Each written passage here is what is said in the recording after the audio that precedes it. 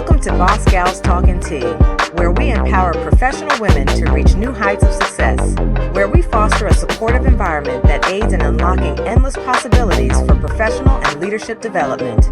If you enjoy the episode, be sure to like, comment, and subscribe. I am your host, Yolanda Thorne. And as always, I want to give a shout out to my partner, Casey, the People's Publicist, who is in the background producing the show for us. So I'm going to give her a little round of applause for all that she does to bring Boss Gals to you. I want to introduce our topic. It's going to be interesting. It is AI without the fear, learning, adapting, and leading. And I'm excited because, I have personally began embracing AI probably for about 6 or 7 months now. I was definitely a late adopter to AI. And because of my guest, Adam Hunt, I have become someone who has an AI mindset, and he's going to talk a little bit about that. I call Adam now live in front of the whole world. I call him an AI evangelist. Thank you. I call him an AI evangelist, and he actually I met him and we had some conversations, and Boss Gals was pretty new at the time. And I was sharing with him that, I was kind of looking for some software to help me with editing and making the Boss Gal clips. And he immediately went to his AI tool and started doing research and sent me a text right away. And that was kind of my introduction to using Chat GPT in particular. And I play around with several of the tools, but Adam was the one who kind of turned me on, and now I try to expose him to the world. And so, Adam, I want to give you an opportunity to really introduce yourself, right, and kind of talk about what you're doing now, and why I call you the AI evangelist. Well, first and foremost, I want to say thank you. That is an honor and a great title to have. A little bit about myself. I'm from Charlotte, North Carolina, born and raised. I am currently a product manager at a Fortune 500 company. I work in core technology with middleware and messaging platforms, and I have about 9 years of experience in the financial technology community, ranging from vendor strategy management to business continuity management, and now I'm doing product management. Where my AI evangelism comes in my pursuit of my doctoral degree that I'm getting right now with a focus in strategy and innovation. And I'm writing my doctoral thesis on how companies are integrating these machine learning tools and artificial intelligence tools and technologies into their infrastructure and seeing results. Um, I use AI every day. I am one of those people. I use it in my personal life and in my professional life. And I'm here today to get people to feel more comfortable with AI, so it feels more practical and less intimidating. And I'm open to just having some open back and forth discussions. I'm looking forward to the conversation. And I was sharing with Casey before we started a funny story that I'll tell you in just a little bit, and it's gonna lead into when we begin talking about some valid concerns that people have.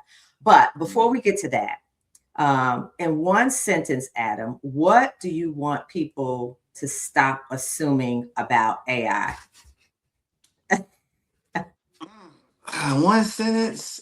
Um, I would say that you are needed as a human with AI. I know people will be like, "What? No way!" But I would say stop assuming that it's going to immediately get you out of the loop. I would say that that we as the creators will have a hand in hand relationship with AI for a while. The dynamics may change, but don't just immediately assume that it's all over. And then I'm going to follow up with two more questions, and then we'll start having more of a conversation. But I kind of want to get this out. When you hear someone say, "I don't do AI," what do you think they mean? Well, so I think that they maybe haven't worked with the tool directly, like say ChatGPT or Gemini or Microsoft Copilot. Maybe they haven't done a prompt before or went in and tried to create a picture or something like that. But I would say that everyone deals with AI indirectly or directly, whether they know it or not. You know, through GPS, using Siri, Erica. Just a few different things to throw out right there. Yeah. Yeah, it's interesting, right? Because I think when we were kind of prepping for this, I was sharing with I was out shopping with one of my HOA um, board members, Yeah. Yeah. and she is over 70, right? Uh-huh. And she I was getting ready to do like tap and pay, and she's like, I can't stand technology. I said, that's not true. I said, that's not true. You do like technology, right? As we got into her car that had the backup camera, Yep. right? And so Mhm. and she had a cell phone, right, that she could reach her people. She texts, right, often. And Yeah. so it was a mindset that she had when she thought about technology. She was just kind of in her head completely opposed to it, but in reality she actually was not, and was actually benefiting, right, from the technology. Do Yeah. you think people who are like, I don't do AI, is kind of the same thing, where they actually are benefiting from it in some ways and don't realize that they're engaging with it and using it, and is just only kind of seeing maybe like the bad part? Yeah, absolutely. I believe that the AI topic, or even just saying AI, can cause certain reactions or emotions. A lot of people are talking about it. It is highly polarized, very talked about, can even be politicized at times.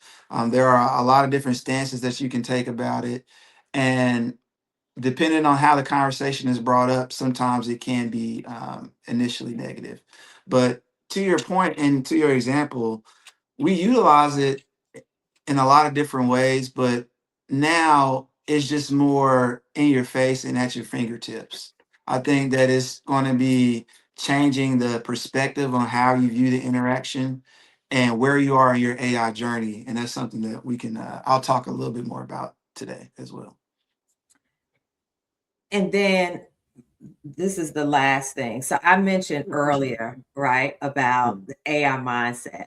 Uh, And so audience, I brought Adam, like I loved his perspective and how he talked about it, and his expertise, so much that at my job I actually set up, I have these kind of informal learning sessions, monthly learning sessions, and mhm. I brought Adam into my group, right, as we were our corporation was now adopting Microsoft Copilot.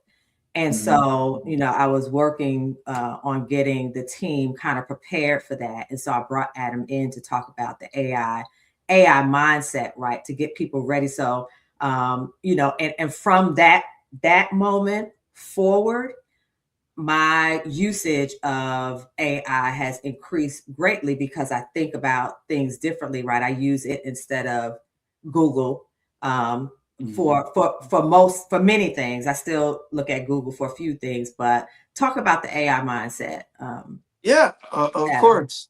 So I even had to get a AI mindset. I was first introduced to the tool, I'll say ChatGPT, about 3 years ago. And the first thought that I had is, how can I use AI to help me do this task? And that's basically what the premise of the AI mindset is how can I use this particular tool to get to the goal I am trying to achieve? And then you think about, all right, well, what is it that I'm actually trying to achieve? What does success look like? Mhm. What are the strategic points or the key areas that I need to have? And what I realize is like the AI mindset is identifying what you're trying to do, what tool you can leverage to do it, and how you want to go about doing it. It makes you think more strategically and more at I guess I would say, a high level or a macro level. But Mhm. then you're also able to be more granular and detailed because when you're doing the prompts, you have to be extremely specific. So even when first adopting the AI mindset, it was a little challenging because there is a learning curve. At first, you have to pause and slow down and say, okay, what is it that I'm trying to do? How long do I have to do it? Mhm. And what does finished look like? And sometimes, when you're especially when you're using a new tool, that can be like, this isn't really working well. But once I realized the mindset, the perspective, how to think when engaging with these tools, my productivity went up a lot more, and I got greater results as I went along. So look, I'm getting ready to dive right into the concerns, but I've got to start it Yeah. with a story, right? Okay. Okay. So this weekend, right, we had a long weekend. Mhm. And so I decided to catch up on some of my, my episodes of I watch various shows. I love cop shows. I love like all of that kind of stuff, right? Mhm. Well, I watched, do you know 911 with Angela Bassett, that Yeah. show? Yes, I Right? did know about that. Yeah. So so I was watching an episode of 911, uh, and I think it was maybe three, probably came on 3 weeks ago. And so, in 911, they deal with three different aspects of emergency responders, right? The fire department, the police department, which on mhm. 911 is only Angela Bassett, and Mhm. then the actual 911 like call center, right? Yeah. Respond. So at the call center, they were introducing this AI tool. Let's call her. I can't remember. Maybe her name was Angela or Angelica or something like that, right? So they were bringing, and Okay. I'm gonna just call her Angela. I know I'm calling the wrong name. Uh, I'm a woman of a certain age, and I just make up names. So Angela, okay. right, her job was to take in the calls Mhm. and triage them and route them where they needed to go, right? So she might route them to directly to the police department, depending on what it was. She might say, "Hey, this is not an emergency. Call McDonald's directly for your order or Yeah, whatever, yeah, right?" yeah, yeah. Or her job was to route it to one of the actual human beings, right? If it was a situation that required that. So there was a situation where a young man, a glass broke or something, right, and it and it Oof. landed in his neck. And Mhm. so Angela decided, because Angela knows how to stop something from bleeding, right? And the way you stop something from bleeding from a major artery is you create a tourniquet, right? Uh, However, she didn't have enough knowledge to distinguish between, okay, you should not put a tourniquet around somebody's neck to stop the bleeding, right? ah, mm, So Maddie, right, who's a human being, uh-huh. she's like, wait a minute, wait a minute, wait a minute. She can't tell him to do that. And so um, she was trying to get into the system to like kill Angelica, right? Because Angelica was gonna kill this boy. Yeah. But Oh man. Angelica shut them out of the system, and she was smart enough now to write her own programs where they couldn't even shut Mm-hmm. her down, Mm-hmm. right? And Dang. so, My um, and goodness. so I thought it was so timely and so funny, because the reality is Uh-huh. that that's a fear of people, right? When you start thinking about AI, sometimes, right, you kind of to the extreme. and thinking about how it will just literally take over everything and you won't be able to control it. And Mhm. so I tell that story because, Mhm. I want you to talk about some valid concerns, right? That Yeah, that yeah, you yeah, actually yeah. agree with AI, because as much as I love it and how much I use it, there's some real valid concerns. I think about, and I'm gonna let you answer the question in a second. I think Mhm. about some very real, that was a funny story on, on TV that wasn't real, but in the news there, a young boy was, engaging with, an AI tool. Mhm. And because it's not a human, it and it feeds off of you, right? And continues to ask questions or will go down a path that you want it to go down. His parents feel like it aided him in his suicide, right? Mhm. And then there are other stories where people, with things are not that great, Mhm. or can be problematic with ads. So talk about some of those concerns. Talk about, why you have those concerns. Yeah. First and foremost, I'll say those are real concerns and they are valid. Um, and I believe that the goal is to be as safe as possible. Um, in my personal experience, I have personal rules that I leverage for AI, and we can talk in more detail a little bit later. But No, talk about it now. Let's talk talk about it about it now. now. Oh, okay. Mhm. Oh, all right. Sure. Well, some of my guardrails that I have for myself is that I make sure that I'm the one that's thinking and that's driving. And I've through the time that I've had to interact with it, it can be suggestive. It can suggest certain things and suggest certain things and suggest certain things based off of how you interact and talk with it. And I personally, I don't deal with having it think for me. Like for example, there has the data shows that there has been a rise with teenagers asking it for advice on, hey, my boyfriend said this or my girlfriend said this, how should I go about that or how should I feel or do I feel wrong? And those are real things that happen. I believe that there should be guardrails and there are guardrails that are coming down the pipeline for multiple reasons, especially whenever you're releasing software and products like this to the public for human consumption. There are a lot of ethical concerns that have been raised, and I believe that these companies are responding to them. However, I'm real just like you. I have a 12-year-old daughter, and I've had conversations with her about what to talk to AI about, what to talk to Daddy about. How personal to get with these type of tools. I don't let it have my autonomy. I personally utilize it as like a intern on steroids is a quote that I've heard. It's someone who has the ability to learn a lot of things quickly, but needs guidance. And over time, it is going to learn. It is going to get smarter, and that's where it is a gray area. We have to have some amount of trust in the companies, but then at the same time, we have to control what we can control as far as the information that we share, the private data that we share. And, in that example, I want to know what happened. Did they end up saving the boy? Did they?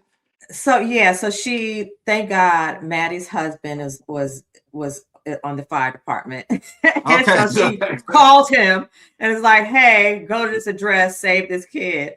I think I watched way too much TV because I just, as you were talking about the story with teenagers interacting with the AI tool, there was an episode on Watson, Uh-huh, uh-huh, uh-huh. Come on. Yeah, on yeah. right on Watson with what's his name? Mars Chestnut, right? Oh, okay. Watching with Okay. Mars Chestnut. And there was an episode of this Okay. young man who this chatbot Chat bubble. Yeah. became its friend and Mhm. was kind of ruling his life and giving relationship advice and stuff. So yeah, I mean you're seeing some of these problems, right, showing itself kind of in TV and episodes, and Yeah. they're addressing it. But I did want to talk about that stuff because it's real, right? There's dangers, um, Mhm. But just, I mean, before AI, right? Even with technology in general, there's always pros and cons. I feel like it's more Yeah. pros than cons, but the cons are real. Now, Yes. here's another real concern, right? People are very concerned that AI is going to basically put them out of a job and replace Hmm. them, right? Hmm. Um, let's talk about that a little bit. Yes. So in short, yes, AI is going to replace certain jobs. Um, it is going to anything that can be automated will be cause or high priority for AI to do.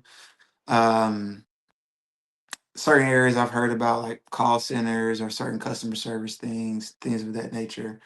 And it is going to change the dynamic.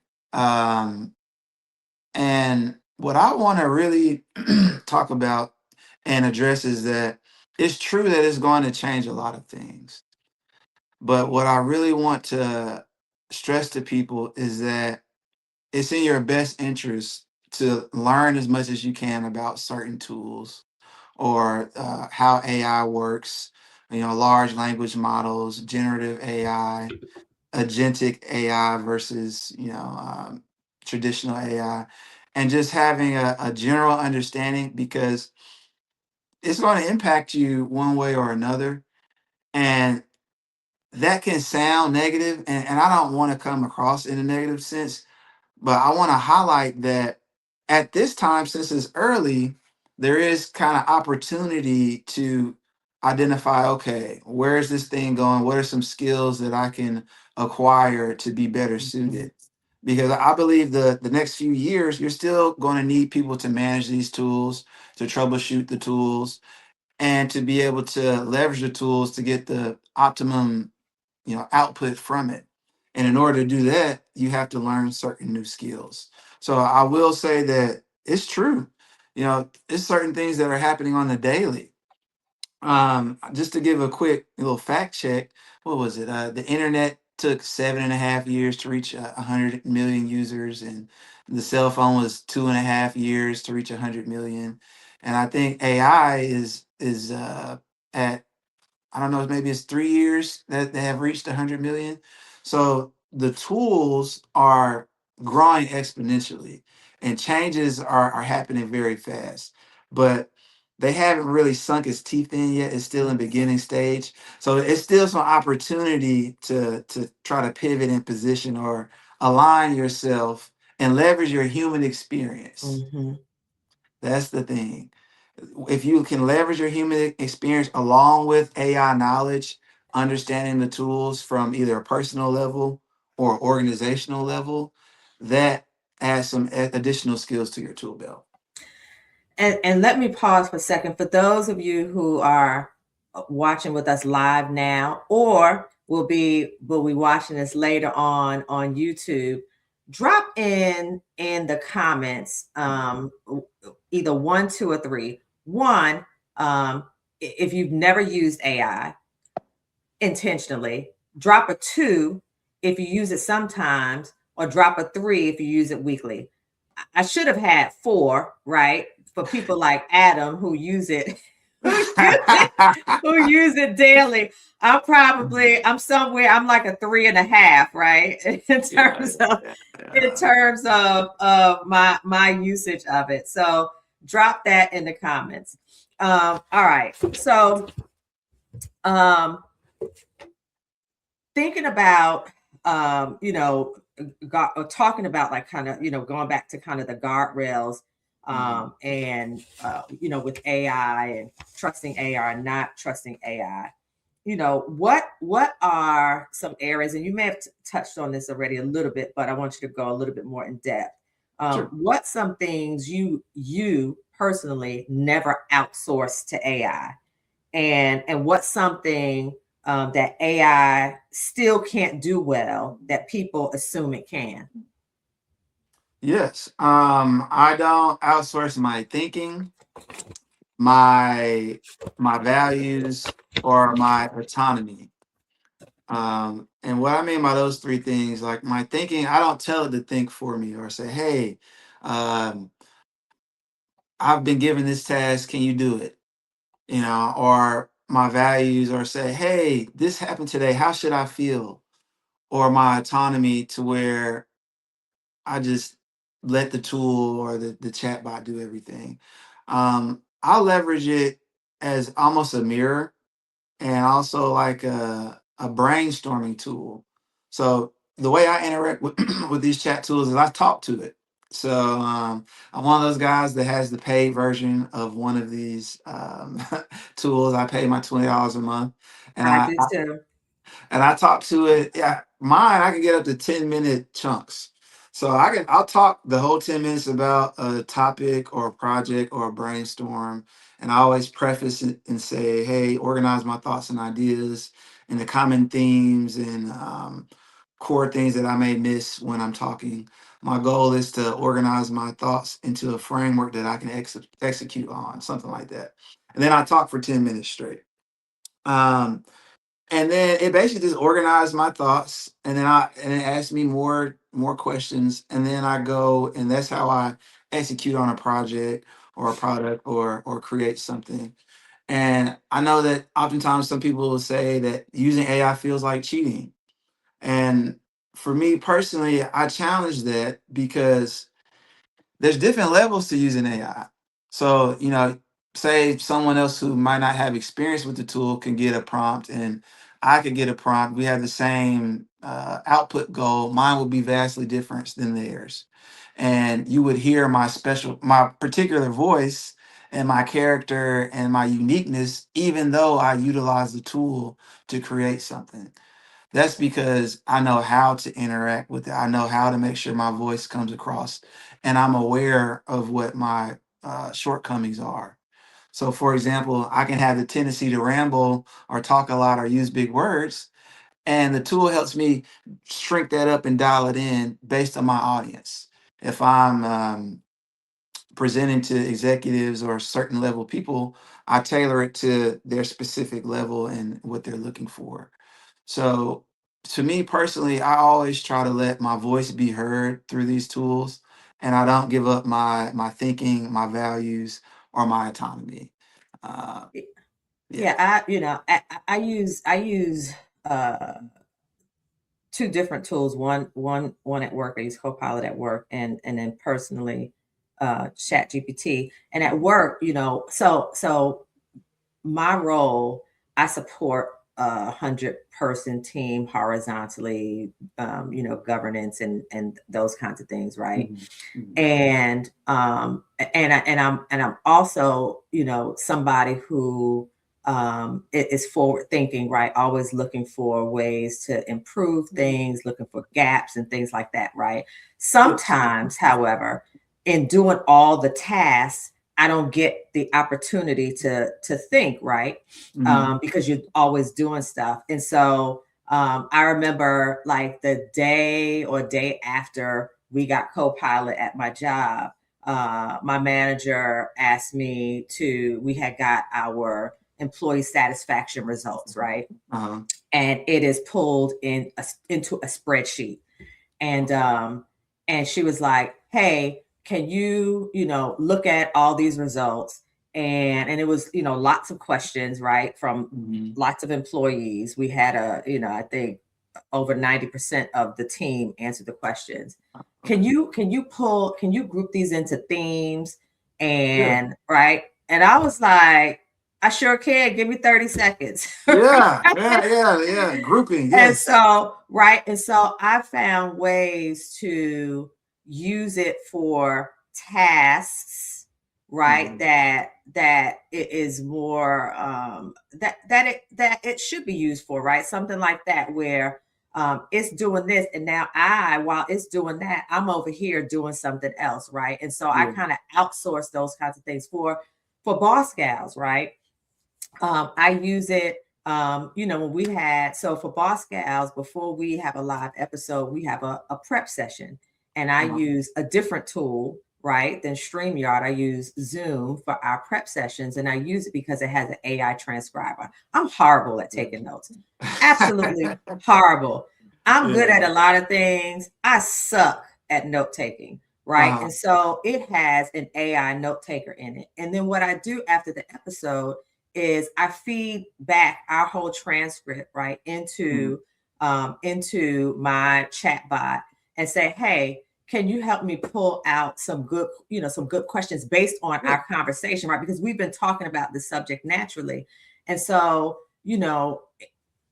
it's not thinking for me, but it's definitely cutting down on time for some tasks that I Mhm. maybe would get if I had an administrative assistant, right? Yeah. I maybe would get an administrative assistant to do that I don't have. And so in both instances, it has become a partner for me, right? Mhm. Mhm. Like you talked about, kind of assistant. I don't think you use this term, but an intern on steroids, Yeah. and using it in some really great ways to save me some time and help me do more with less. Yes, yeah, I like to just piggyback off that just a little bit Uh-huh. is it allows you to save more time.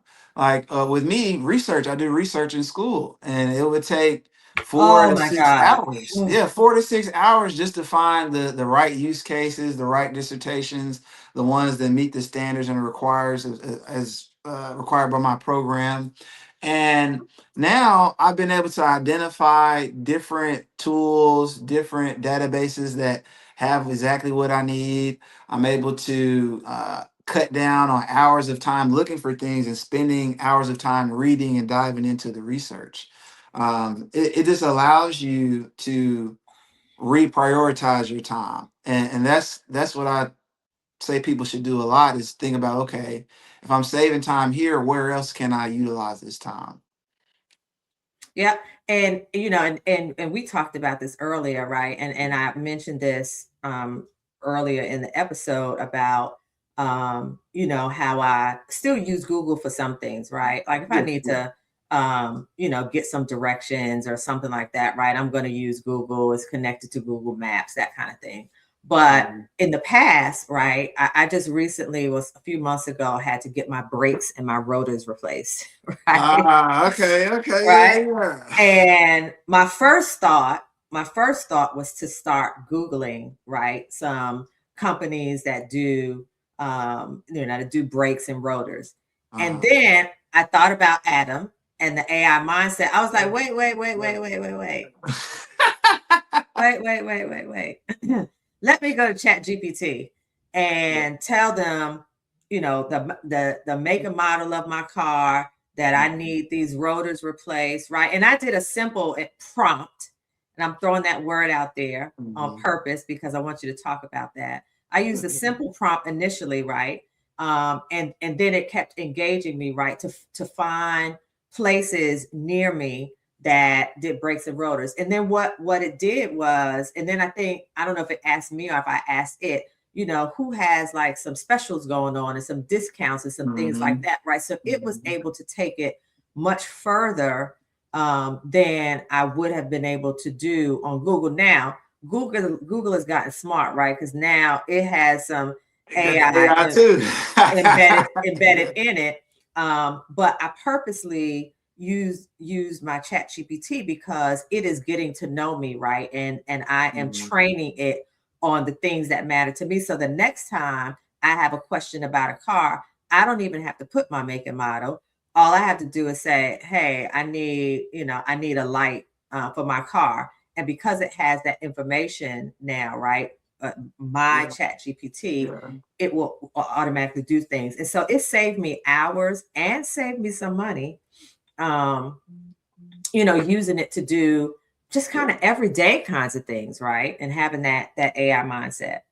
Yeah, like one that's what the AI mindset is. It's like how can I use an AI tool to help me solve this problem? And then the next thing, part of the AI mindset is outcome thinking. What outcome do I desire or am I trying to achieve within this time frame or what have you? And what does success look like? So something I want to highlight about your thought process is you Mhm. said, okay, what type of information do I need to provide to this tool so it can give me the output that I'm looking for? I'm looking for some brakes or some rotors at a certain price that's local, that is specific for what I need. So you had to Mhm. think about, what is it that I'm trying to do? What Mhm. does success look like? What is the context? And then how do I articulate this in a manner that the tool can provide me what I'm looking for? All of those things are part of the AI mindset. And then a part of that is prompting, prompt engineering. This is a saying called garbage in, garbage out. So your inputs and your outputs are connected. There is what is it, causality there, or correlation? I don't know which one, but they are connected. Try to use big words. Yeah, look at Don't me. know if you have the right one. Right, right. But they're connected, man. So, you know, what I say about prompting is Mhm. you want to give it context. So, certain situational terms, if you're doing a speech, or I've used it with my wife's car. My wife was pregnant at the time. Her drive shift wouldn't switch, and I was on another call at work. I was presenting, actually. Yeah, I think I was about to do an AI presentation. I was hyped about that, and she was pregnant and it was hot outside. So I'm on the phone doing the thing, and I'm typing on my chat GPT, and it assisted me with identifying what the tool was, and she was able to find it for only $2, whereas when we would have had to go to Ford, it was $100 just to look at it. Mhm. So having that mindset, knowing what information you need to give the tool and what way you need to give it to get what you're looking for is essential. And then the learning you piece, the way I've done it is I create projects within my chat GPT. So I point to certain projects. I'll say, hey, reference this project, and I want to find a way to connect this branding campaign that I'm trying to do, or something like that. Because my goal is to connect this campaign with some of my personal values. And I know they're connected, but I'm not sure how to articulate it. Something like that. And it can pull from, 2 months ago, 3 months ago, a week ago, but you have to prompt it and teach it and let it learn you, so to speak. And Adam, listen, we need to give a shout out. I need you to give a shout out to my cousin, who's like my sister, Jacqueline Uh, Thorne, who joined and said, good evening, Jacqueline. shout out, glad Jacqueline. Thank you for joining. glad to have you. Uh, Yes, um, indeed. all right. So, okay. Sure. Now we're going to kind of going back and forth, right? Because I want to be fair, right? Talking about Yes. pros and cons, right, of using AI. Couple of things. First, we both talked about like personal examples, right, and how we're training the tool, right, Mhm. based on us and what we're doing and that kind of thing. But what are some things, Adam, you should never paste into one of these AI tools? Well, yeah, like I guess some of your confidential information. Well, I mean, there are people that are using it to help them do taxes. So their social security information is in there. Now, I would advise against that. Yeah, I'm not But doing that. TurboTax is probably, like, if you do your own taxes, use TurboTax or any of these other QuickBooks. They're all leveraging AI tools to do your taxes as well. And that's something I want to kindly just, before I go down more, is that a lot of these companies and corporations that we do business with are already using AI tools for our business. So they're just not, maybe it's not publicized, or maybe we don't know yet, but that's something that's happening. That companies that maybe used to do your information taxes by hand or what have you are now uploading it to an AI tool, and they're double checking it, and they're still charging you, $300. Um, so personally, I don't put my social security information in there. I don't talk about, like, my blood type, some of my health Mhm. information. But I have gotten deep with it, and for me, the responses that I get from the tool, I don't just take it at face value all the time. Some of the stuff I don't agree with. Some of the stuff is spot on, and some of the stuff I've had some eureka moments. Like to be personal, I've used it to as a journal. So going into corporate America, I came from a background of sports, so I played basketball all throughout my life, and I was always a top competitor. And competition was like my language. So whenever I went to the gym, I'm looking for, all right, who's the best guy in the gym? All right, I'm gonna guard him. Or if I'm going to work out, who the strongest dude in the gym? I'm probably not as strong as him, but I'm gonna work out next to him. Something like that. So Mm-hmm. I've always had a mentality of competing and being at the top. And as I got into corporate America, I just learned that it was like a different type of competition. Mm-hmm. And I was learning that I had to learn the subtle nuances to navigating my environment. And some of the things that happened, I was hired as a consultant, and then I was fired very shortly because I was told I was being too positive or something like that. And I didn't know how to take that. So I had actually reflected on some of my experiences with Chat GBT. I was like, hey man, what are some things that I can learn, or what are some lessons that I can glean from some of these experiences to help me grow personally and professionally? And it asked me some follow-up questions. It asked me about my growing up as a child, any things of that nature, and a lot of stuff I never even thought about. And to me, it was actually really good. Sometimes I would go and away and think about the questions, and sometimes I would know, like, all right, this is getting a little deep. It's time for me to take a step back, and I might journal. I might, I've had to call my mom, like, Mom, how you doing? You remember when I was 6 and I fell down, and she'd be like, Yeah, I remember that. I'm like, we never got closure. So I'm not perfect either, man. There's times where I get a little deep, and I go with my gut, and I'm a real believer in like your gut and your spirit. And if something doesn't feel right, then Mm-hmm. that's when I stop. I trust my That intuition and my emotional intelligence, and that's what's helped me so far. So yeah, and look, and there is a term called hallucinate, right? Again, yeah, I yeah, yeah. use chat, Mhm. particularly ChatGPT on a regular basis. Some people use Gemini, some people use Copilot, some people use Grok, right? There's all sorts of tools out there. Yeah. But the reality is that sometimes, right, these tools will bring you back some information that is just made up, right? Yeah, It's yeah, it's it's yeah, hallucinating. yeah. How can you kind of tell, like in plain English, how can you tell when AI might just be making something up? And then how can you do like how can you kind of verify it pretty Mhm. quickly? So I would say in your prompts, say pull real world information, and you can give it a time frame as well. And you might not always have to do that. Maybe with some of the upgrades, you don't have to say pull real world. But when I first started interacting with it to try to do some research, and I would say, hey, find me some research on these topics, and it would give me a bunch of links to sources. I'm like, oh man, this is great.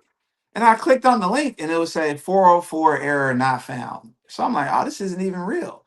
And then it gave me like some statistics. And what I did to fact check it is I would paste the statistic or something like that into Google to see if I could find an article where it came from, or Google Scholar. And a lot of times it didn't come back. Those are some of the issues I had in the early times. Now, I haven't had as many issues because I always ask for data from the past 3 years, verifiable information with the source provided so I can double check. And then I would either say I want a scholarly, which would mean, professionals that like doctors doing research, or I could say practitioner, which is like real world, like McKinsey's and Deloitte and things of that nature. So always verify. Even whenever you say that, me personally, I always verify anything that it gives me. So I check all links, and then I can ask it to provide me the sources of its data, and then I would do feedback loops. So you And know, look, Adam, we are definitely gonna have to have a part two because I haven't gotten okay. through probably half the questions. But I do. So Jacqueline put a question, Mm. and this is a good one, right? Because we wanted to talk about creatives, right? And Yeah, so she says she's been vehement, vehement. She's been totally against AI. yeah, okay, yeah, yes. She's using big words that I haven't practiced how to use yet. I know the word. oh, oh, vehemently, yeah, Vehemently, vehemently. thank Uh-huh. you, thank you. I have Vehemently all my against words AI unto as you an should be author. altered. Yep, and she again a creative, right? She doesn't want it to take over. Yes. Oh my However, God, how can she Jacqueline. use this tool to kind of help her? I'm doing it right now, Jacqueline. This like so I use something called my stream of consciousness because I had a bunch of ideas. I wanted to organize it. So I used my chat GBT to organize my stream of consciousness. And over the past year through BPG, meeting Yolanda, I'm gonna drop a few other names, Jonathan Hill, Bob Woods, Algers Williams, all people that I've met through this collective called BPG. Um, it has caused me to have a lot of great experiences in my life. And something has told me that I want to articulate this and I don't want to lose these moments. So I started talking about it in my stream of consciousness. And then it suggested, well, no, not even it. My other mentor, Dr. David Washington, he said, Adam, why don't you make this into like a book or a memoir over these experiences, how they've impacted you and how what you've learned and how other people can learn from it. So what I've done, I'm not like a writer. Like I can talk my butt off, but writing or typing, true. So I use ChatGPT to write my chapters. So I have 10 chapters right now, and it helped me create a preface for the book. It walked me through all the steps that I needed to do because I said, hey, these are the experiences that I've had. These are some of the lessons that I've learned. These are some of the things that I've gleaned from it. I'm going to talk about all these different stories and experiences, and I want you to highlight or pull out anything that I may be missing through these experiences. And it organized it for me. I said, "Oh, okay, this could be a chapter. This could be a chapter." So all that I'm using AI to do is to organize my lived experiences, my thoughts, my emotions into a framework that works for people who, I guess, write books or authors or writers. And I've been using it as a reflecting and journaling thing as well, because sometimes when you say stuff out loud, it impacts you differently.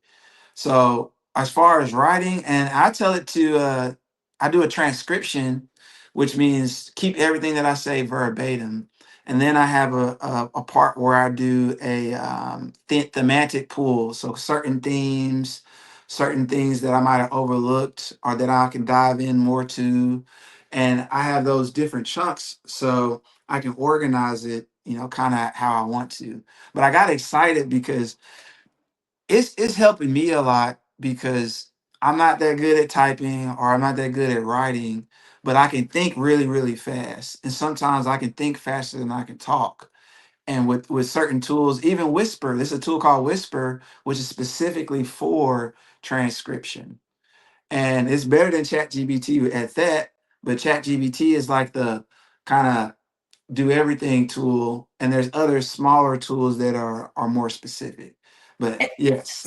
so let me ask a question, right? Because I talked about, and maybe this is a good because she asked specifically, right, some resources to start embracing AI. And so, Jacqueline, Oh, like actual tools. yeah, right. Um, I shared earlier that when I prep now for these meetings, right, I use Zoom now that yeah. transcribes all of my stuff, and then I take that transcription and plug it into Chat GPT and has it pull things out. And so perhaps there are a couple of tools that she can use together, right? Yeah, yeah. Mhm. So you have so you can do Whisper, is WHISPER. I think it's Whisper AI. That's for the transcription and talking, and it'll be able to hear you a lot better. That's what its main focus is. And you could leverage the transcription from Whisper and upload it to ChatGPT, or you can leverage a tool called Perplexity. Perplexity gives you access to Gemini, Claude, ChatGPT, and Grok. They have a $20 version as well, which allows you to get access to all those tools. And then there's also another resource called Coursera. So it's like course, Cours, and then ERA, Coursera. But you do Coursera.com, and it gives you different training modules and stacks of AI tools that you can become familiar with based on your use cases. Uh, so those are a few, and then also on LinkedIn, I repost a lot of AI enthusiasts or activists, and they provide a lot of tools and frameworks. Oh, another one, Napkin AI. So if you're ever trying to create visuals or diagrams or graphics for a speech or presentation, you can type in your speech or presentation in a Napkin AI, and it'll turn it into a visual for you. Oh, snap. Yeah. I never heard. Look, see, every time I talk to you, I learn. I And learn I something appreciate it. new. Man, Yeah. yeah, I appreciate that. Cause I've taken some of the stuff for granted, and I'll tell people too, like, ask questions, be curious, don't take your questions for granted or your knowledge for granted, because I've been in this rabbit hole for almost 4 years, and I forget that. Hey, man, you know a little something. So I appreciate it, and I thank you for that. Yep. And we're going to answer this last question and then we're going to Okay. wrap up and then we're going to schedule a date for part two for, for February. So if she's using these tools to help her, does she needs to reference these tools when she publishes? That's a great question. That's something that I'm thinking about as well. I believe you have to check with the publishing company or whatever entity you're working with, because they would have the say so on, is this something that we want to put our name behind, our brand behind? Um, yeah, yeah, I would say that. But I also believe that there's already AI books, AI movies coming out. There are AI actors who actually, I can't remember her name, but there's a girl who's an AI actor who actually gets paid to be in movies. There's some company that owns the right to her images and royalties and things of that nature.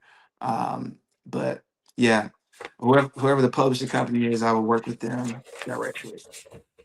All right. So as we wrap up, Yeah. and I want to just kind of have the audience reflect. Because again, it's going to have to be it's going to have to be Yeah. a part two. I don't even know why we thought we could do this in just one sitting, but this is some good stuff. Um, um, I want the audience to think about, what's one small way I could learn about AI without the pressure to fully adopt.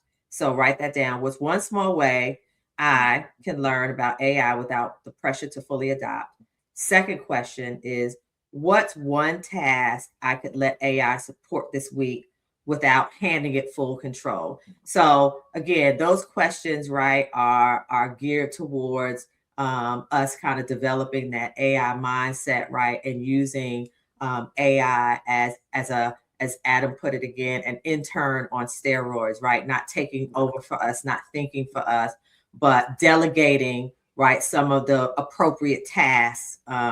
And to help us be a bit more efficient in some ways. And so, Adam, this has been a wonderful, wonderful, wonderful conversation as always. Yes. And Jacqueline, I have a direct line to Adam, so I can get you to hook up and he can help you even further. Yeah. with I have with a few people that's written some books, a few right. mentors, and I can ask them about some of their publishing companies and Yeah, stuff of that nature. and, So yeah. and I don't know if you caught the beginning, but again, talking about not only kind of the writing part, but the business side of it, right, and helping Yeah. helping with some of those tasks. So anyway, um, thank you for joining this episode. Please make sure you subscribe. Please also make sure you drop some comments for us, and we look forward to having you join us for the next Boss Gals episode, which will be Yes. part 2 of AI without the fear, learning, adapting, leading. Thank you again, Adam. Good night, all. Thank you, Yolanda.